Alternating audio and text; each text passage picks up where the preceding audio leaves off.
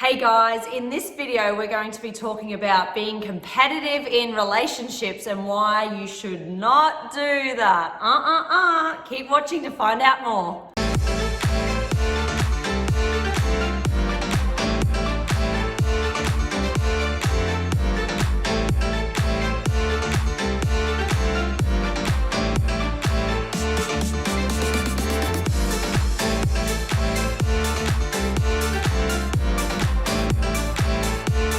Hey guys, it's Pete and Roxy here today to share with you a very important topic in relationships, in marriages, keeping count on who's got the more scores in a relationship. Yeah, being too competitive. I think, and look, it creeps in. It's sort of taught to us from an early age, and so much emphasis on sport in our societies. And there's this one-upmanship, and it can creep into relationships. And we've been doing some reading on this topic, and it really struck a chord with us because they were talking about things that we had seen in other people and other couples out there, and we were thinking, wow, I didn't really dwell on it too much, but I didn't realize that so often I had observed people chipping away at one another, picking on one another, pointing out their faults. Like, man, that's digging the grave of a potentially happy relationship when their partner is pointing out one another's faults or they don't fully support them. And this can happen in terms of, I heard it when people are saying things like, oh, well, I looked after the kids the other day, so therefore it's his turn. He's got to do it. In fact, he owes me two because I did it last week as well. I was ugly. What ugly behaviour. He had a headache and I had to take the kids out for 4 hours. So he owes me now, or she owes me now. It's like, oh my gosh. It's like, where's the support? Where's the, we'll be there supporting one another through good times and the bad and all of that sort of thing. And that sort of mindset sometimes creeps in, and I think it undermines support. And so often when people are crying out for support, when they really need it, when they need their partner to be there, especially about things that are emotionally deep, often people sometimes don't really want to ask because they feel like then they might go into some sort of psychological or emotional debt, or they feel like if they bare their soul to their partner, that their partner is already going to be thinking about what's in it for them or how this affects them instead of actually really listening. And I found that what it really made clear for me was how when your partner's got your back, how much that can help you on this spiritual journey. Because there's times where we have fights and disagreements, but we still are always realize that it's something in us. It's not us as a couple, it's something in me. If I'm irritated, it's my fault. It's not her fault, it's me, because we've got a choice on how we respond to things, right? So when you've got a relationship that is at that level, then we're on the same team. So we've decided, we got married, we're on the same team. We're not keeping count on who went for a surf, who went for a walk on the beach, who took the kids to school. We're not counting. That's just, we're running a household. It's all hands on deck. We're a team. We're not on the opposite team. So if you're in a relationship and this is singing to you and you feel like this is what happens in your relationship,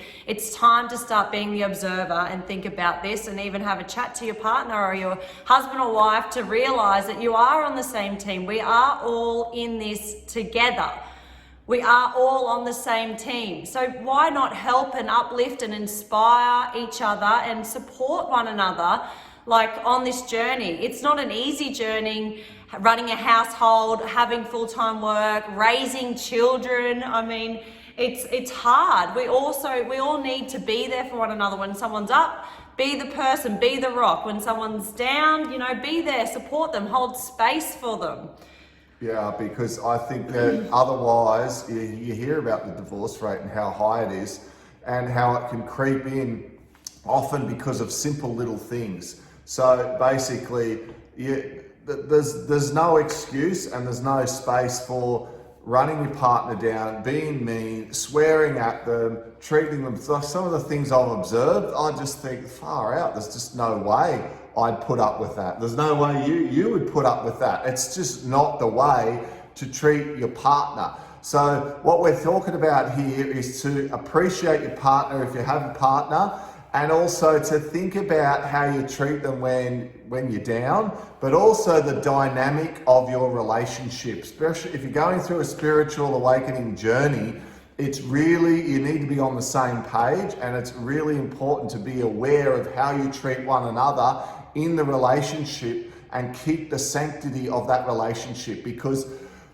as Roxy said, if you know that person is your rock, if you know you can really rely on them, look, sure, from time to time, you yourself might have a slip and you're going to be grumpy and in a bad mood, and hey, we're human, and listen, we do slip, but you know, those should be exceptions rather than generals. Yeah. And I figure often, I'm seeing it, it's like generally people are picking and chipping and pointing out one another's faults, even running their partner down, and then they think they'll fix it with oh yeah, but you're my bunny boo, and I mean, shit, that's not good enough in my book. It's very ugly, and it's just a reflection on how that person is actually feeling about themselves. Everything's a mirror image. So if you're calling someone, you know, lazy, or, you know, it's my turn to have it, your turn to have the kids, and rah, like, it's actually a reflection on the inner peace that you don't have.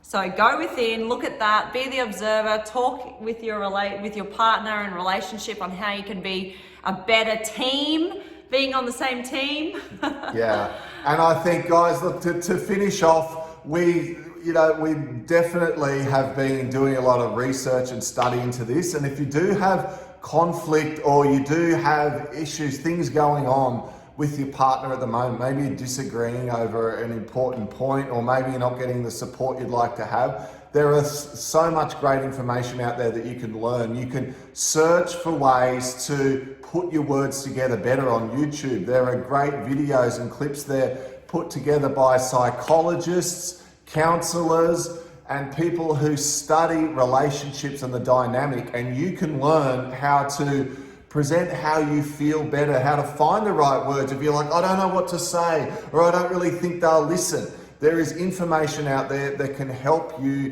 be better at this. We want you guys to be better, so that's why we're talking about the circumstances that we observe and what goes on in our relationship as well. And guys, if you like this video and it resonates, please send us a message, and of course hit the like button and subscribe or share with your friends and family if you like the information that we're putting out, because it really boosts us when we get that little email ding that one of our followers has written us a note or sent us a thank you or talked about how it relates to their life. And you know what, it just inspires us to put out more videos to try and be even more real for you. So thank you very much, guys.